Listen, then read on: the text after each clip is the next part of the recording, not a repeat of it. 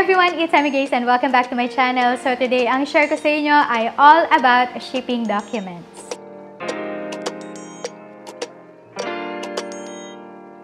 Ano nga ba yung mga shipping documents at paano ito nakakatulong sa atin bilang mga seller? So yung mga shipping documents ay nakakatulong sa atin while we're processing yung mga orders. Most especially kapag merong mangyayari na mass processing ng mga orders. So kapag maramihan talaga yung mga orders na dumating sa atin, so makakatulong itong mga shipping documents. So merong 3 shipping documents na pwedeng gamitin natin at makatulong sa atin while we're processing yung mga orders. So number 1 ay yung shipping label. So yung shipping label, ano ba yung shipping label? This is also known as airway bill, or ito yung sikat na sikat sa ating mga sellers, no? Na waybill. So, ano ba yung waybill? Or ano ba yung airway bill na tinatawag? Shipping label or yung waybill ay it contains yung mga important information for each order. So, ito yung dinidikit natin doon sa ating mga parcel, di ba? So, makikita nyo yon na sometimes ang ginagamit ng mga sellers ay yung thermal printer or yung thermal paper, or kaya naman sometimes, kagaya ko na wala pa akong thermal printer,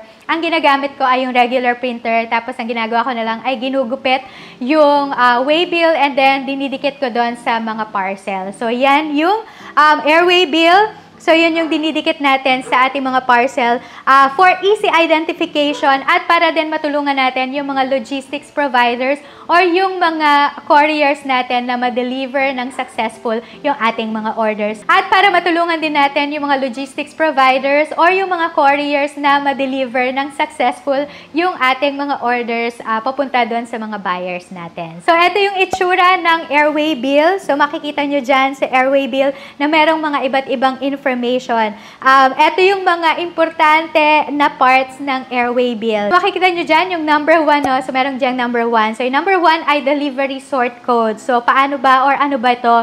It identifies yung source or yung destination hub ng bawat parcel. Number 2 ay yung order ID. So, yung order ID ay para sa mga seller lang. For seller use to, para lang makita natin yung order doon sa seller center. The number 3 ay yung tracking number. So, ito very important to na meron tayong tracking number para at least ay malolocate natin kung nasaan na ba yung parcels natin, na-deliver na ba yung ating mga parcel, or magre-return yung ating mga parcel. So, yan yung tracking number. And number 4 ay yung pick-up date. Ito din, para din to sa mga sellers or for seller use lang din to, para lang din ma-identify natin or malaman natin na itong item na to or itong order na to or yung parcel na to ay for pick up na siya on a particular day or on that particular day. So, eto lang yung mga kailangan nating tandaan sa ating mga airway bill. So, yung airway bill ay nakatag ito to an individual order. So, ibig sabihin, kapag merong halimbawa meron akong 5 orders, no, na separately na ginawa ko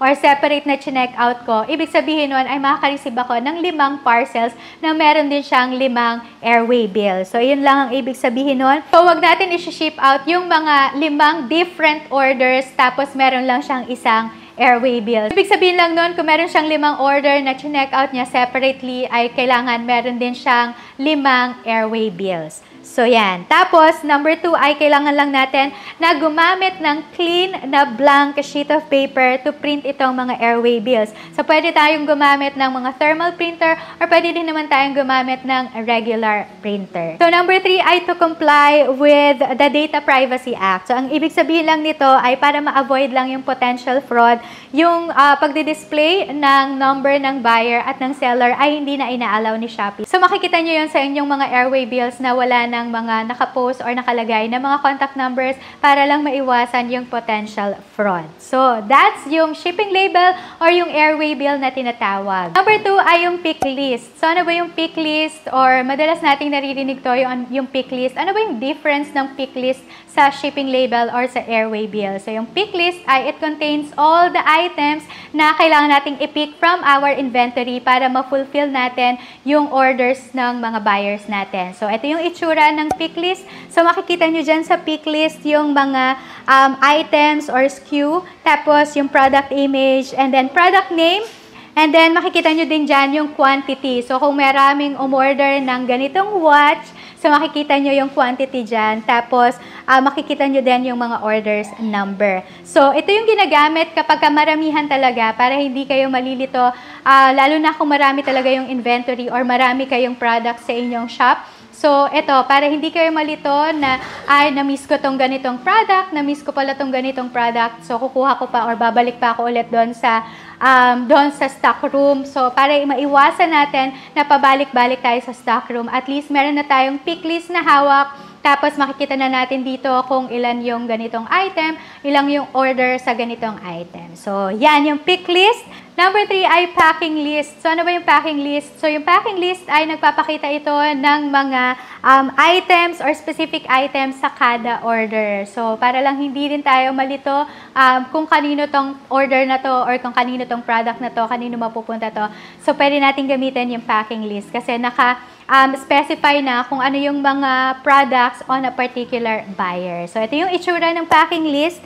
And ito ay makakatulong sa atin to stay organized at makakatulong din ito sa atin na mailagay o maibalot natin at maipack natin ng maayos, kumpleto at tama yung mga orders ng ating mga buyers. Yun yung packing list na tinatawag. So, ang difference lang ng packing list sa pick list ay yung pick list ay sa kabuuan na siya. Tapos, yung packing list naman ay for a particular order or each order siya.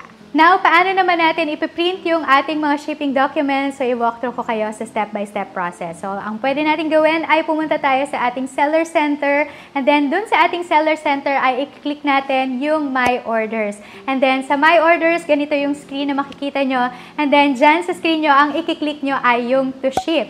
And then, dyan sa To Ship ay makikita nyo yung mga orders na meron kayo. And then, ang pwede nating i-click dito ay yung Mass Ship. Sa Mass Ship, ang screen nyo ay ito na. And then, makikita nyo dyan yung Generate Documents. So, i-click nyo lang yung Generate Documents.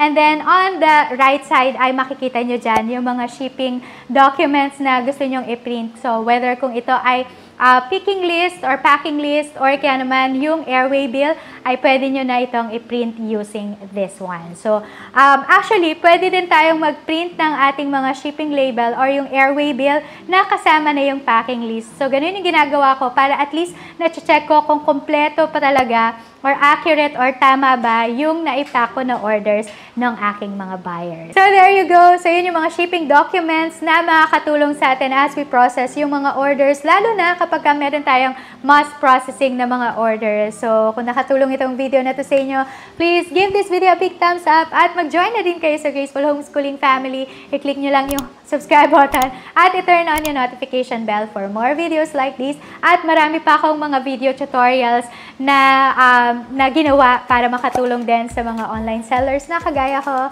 So, there you go. Thank you so much and I hope that I'll see you again on my next one. God bless everyone and I will see you around. Bye!